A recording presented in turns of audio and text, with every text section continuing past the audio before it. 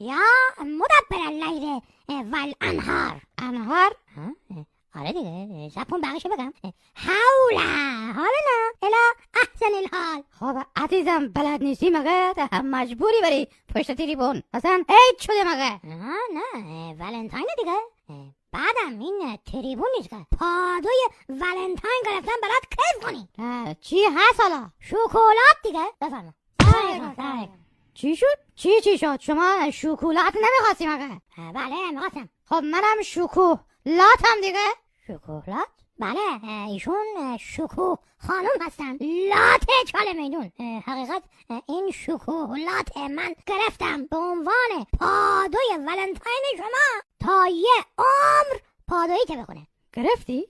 آره دیگه، حق کردیم، تمام شد رفت، زر نزن. یعنی شما این شکلاته به خاطر من گرفتی؟ آره دیگه عزیزم. خب اگه از این شکلات ها دوست نداری خب خودم میخورم. بهترین شکلاته، شکلات تخته ها. مثل که تخت؟ آره دیگه، چون این شکلات رو تخت عادت داره بخوابه. بخواب.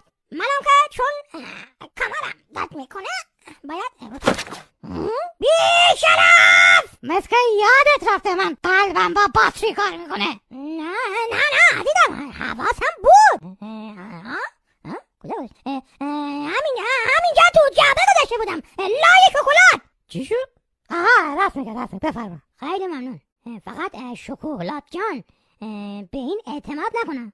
این امروز شکلات آورده که شما باشی. یهو دیدی فردا یه شکوه لایت ورداش آورده. این مرتیکه کلن تنش میخوره. تنش میخوره؟ نه نگران نباش، از این و بعد اگه تنش بخوره من خودم یه تنه خارشش میکنم.